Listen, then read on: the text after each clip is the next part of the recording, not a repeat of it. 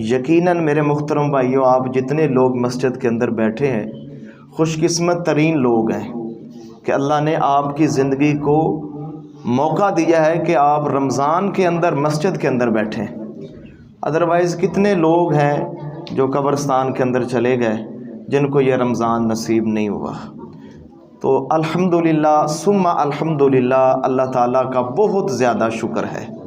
اور اللہ تعالیٰ سے دعا ہے اللہ تعالیٰ اس رمضان کی برکتیں سمیٹنے کی ہمیں توفیق عطا فرمائے۔ بڑے ہی اختصار کے ساتھ صرف 5 باتیں میں آپ کے سامنے رکھوں گا جو بے حد ضروری باتیں ہیں، یعنی رمضان سے زیادہ استفادہ حاصل کرنے کے لیے اور رمضان سے زیادہ فائدہ حاصل کرنے کے لیے یہ 5 باتیں بہت ضروری ہیں۔ اگر ان 5 باتوں کے اوپر ہم عمل کریں گے انشاءاللہ یہ رمضان ہمارا بھرپور گزرے گا۔ تو سب سے پہلی بات جو ہے وہ یہ ہے کہ ہم اپنی نیت خالص کر لیں، یعنی اللہ کے تقرب کے لیے، اللہ تعالیٰ کا قرب پانے کے لیے، اللہ کی محبت کی خاطر روزہ رکھیں۔ جو بھی ہم کام اس ماہ مبارک کے اندر کریں، نماز ہو، ذکر و تلاوت ہو، صدقہ و خیرات ہو، تراویح ہو، تلاوت ہو، کوئی بھی نیکی کا کام ہو، اس نیکی کا رخ اللہ کی رضا کی طرف کریں کہ میں نے صرف اپنے رب کو راضی کرنا ہے، یعنی ہماری تمام نیکیوں کا اور ہماری تمام کوششوں کا محور اور مقصود صرف اور صرف اللہ کی خوشنودی ہو کہ ہم نے اللہ کو راضی کرنا ہے۔ جب نیت یہ ہو جائے گی تو انشاءاللہ اللہ تعالیٰ کی رحمت ہمارا استقبال کرے گی، کیونکہ اللہ تعالیٰ وہ عمل قبول کرتے ہیں جو صرف اس کے لیے کیا جاتا ہے۔ جس کے اندر ریاکاری ہو، دکھلاوا ہو، اللہ تعالیٰ وہ عمل قبول نہیں کرتے۔ اللہ عمل ہی وہ قبول کرتے ہیں جو صرف اس کی رضا کے لیے کیا جائے۔ اس طرح میرے محترم بھائیوں، دوسری بات اگر ہم اس رمضان کو بھرپور گزارنا چاہتے ہیں وہ ہے کہ ہم توبہ کر لیں، اللہ سے معافی مانگ لیں تاکہ گناہوں کا بوجھ کم ہو جائے، اللہ کے سامنے شرمندگی کا اظہار کرتے ہوئے اللہ سے توبہ کر لیں۔ اور توبہ یہ نہیں کہ صرف زبان سے اقرار کر لیں، یہ توبہ نہیں ہے۔ صحیح توبہ کا طریقہ یہ ہے کہ آپ خوبصورت وضو کریں، بہترین سنت کے مطابق وضو کریں، اور اس کے بعد 2 رکعت نفل نماز پڑھیں، تنہائی کے اندر کہیں کھڑے ہو جائیں، اچھی نماز پڑھیں، نماز کے بعد اللہ کے سامنے ہاتھ اٹھائیں اور اللہ سے معافی مانگیں کہ یا اللہ میں آپ کے حضور توبہ کرتا ہوں، جو گناہ میری عادت بن چکے تھے اللہ میں ان سے نکلنا چاہتا ہوں، میں تیرے حضور توبہ کرتا ہوں۔ تو توبہ کی چند باتیں میرے محترم بھائیوں بڑے اختصار کے ساتھ، سب سے پہلے تو وہ گناہ جس سے آپ توبہ کر رہے ہیں اس گناہ سے توبہ کریں، اس گناہ کو چھوڑیں، اور اس کے بعد اللہ کے سامنے شرمندگی کا اظہار کریں کہ یا اللہ میں شرمندہ ہوں اس گناہ کے اوپر، اور اس کے بعد اقرار اور اعتراف کریں کہ یا اللہ میں اقرار کرتا ہوں کہ میں گنہگار ہوں، میرے اندر یہ گناہ ہے، اللہ کے سامنے اس کا اعتراف کریں۔ اور اس کے بعد میرے محترم بھائیوں مصمم پکا وعدہ اللہ سے کریں کہ یا اللہ میں آئندہ گناہ نہیں کروں گا، اللہ میں آئندہ کبھی بھی یہ گناہ نہیں کروں گا، مصمم ارادہ کریں۔ تو میرے محترم بھائیوں جب اس انداز کے ساتھ آپ توبہ کریں گے تو اللہ تعالیٰ آسمان پر بیٹھ کر اپنے فرشتوں کے اندر اپنے فرشتوں کو گواہ بنا کے یہ بات کرتا ہے کہ اللہ فرماتے ہیں میرے فرشتوں اس بندے کو پتہ ہے کہ میرا اللہ معاف کر سکتا ہے، گناہ کو بخش سکتا ہے، اس لیے یہ میرے سامنے توبہ کر رہا ہے۔ تو اللہ فرماتے ہیں میرے فرشتوں گواہ ہو جاؤ، میں نے اس کے سارے گناہ معاف کر دیے۔ اس انداز سے میرے محترم بھائیوں توبہ کریں، پکی اور سچی اور خالص توبہ کریں تاکہ رمضان سے آپ کو بہت زیادہ فائدہ ہو۔ اور تیسری بات میرے محترم بھائیوں، اگر رمضان کو بہتر گزارنا چاہتے ہیں تو اپنے دل کی صفائی کر لیں۔ اپنے دل کے اندر ہر قسم کا کینہ، بغض، عداوت، اگر کوئی بھی ایسے جذبات ہیں، بغض کے جذبات ہیں، نفرت کے، انتقام کی آگ بھڑک رہی ہے، یا کوئی بھی منفی پہلو اور منفی باتیں دل کے اندر ہیں تو میرے محترم بھائیوں ان کو نکال دیں۔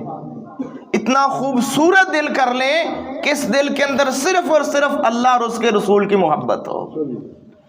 جناب محمد الرسول اللہ صلی اللہ علیہ وسلم کے صحابی ہیں سیدنا عبداللہ بن مسعود اور رضی اللہ تعالی عنہ، ان سے پوچھا کہ آپ رمضان کا کیسے استقبال کرتے تھے؟ وہ فرماتے ہیں کہ جو ہی رمضان آ جاتا ہم میں سے کوئی بھی انسان ایسا نہیں ہوتا تھا، ہم میں سے کوئی مسلمان ایسا نہیں ہوتا تھا جس کے دل کے اندر ایک ذرہ برابر بھی دوسرے مسلمان کے بارے میں کوئی کینہ موجود ہو۔ صاف شفاف دل کے ساتھ ہم رمضان کے اندر داخل ہوتے تھے۔ تو میرے محترم بھائیو، دلوں کی صفائی بے حد ضروری ہے۔ اگر کسی کے ساتھ نفرت ہے، بغض رکھتے ہیں، یا کوئی انتقام کا جذبہ دل کے اندر ہے، یا کوئی کسی مسلمان کے خلاف کوئی گرہ باندھ رکھی ہے، تو خدا کے لیے اس کو کھول دیں، صاف کر لیں اپنا دل تاکہ رمضان اچھا گزرے۔ اور اسی طرح میرے محترم بھائیو، چوتھی بات جو ہے یہ بڑی اہم بات ہے کہ جس طرح ہم ہر کام کی پلاننگ کرتے ہیں، اس لیے میرے محترم بھائیو رمضان کی پلاننگ بھی کریں کہ میرا یہ وقت تلاوت کا ہے، میرا یہ وقت دعا کا ہے، میرا یہ وقت ذکر و تلاوت کا ہے، میرا یہ وقت درس سننے کا ہے، میرا یہ وقت قرآن ناظرہ پڑھنے کا ہے، میرا یہ وقت قرآن ترجمے کے ساتھ پڑھنے کا ہے۔ ہر چیز کی پلاننگ کریں تاکہ آپ وقت ضائع نہ کریں، وقت کی حفاظت ہو سکے۔ اور میرے محترم بھائیوں، جو وقت کی حفاظت کرتے ہیں، وقت کی تنظیم کرتے ہیں، یہ دانش مندوں لوگوں کی علامت ہے، اور جو وقت ضائع کرتے ہیں میرے محترم بھائیوں، یہ تو بدبختی کی علامت ہے۔ تو کوشش کریں کہ بہترین طریقے سے اپنے وقت کو منظم کریں تاکہ آپ بھرپور فائدہ اٹھا سکیں۔ اور میرے محترم بھائیوں، آخری بات، اس کے بعد انشاءاللہ دعا کرتے ہیں، آخری بات جو ہے پانچویں، وہ یہ ہے کہ اپنی زبان کی حفاظت کریں۔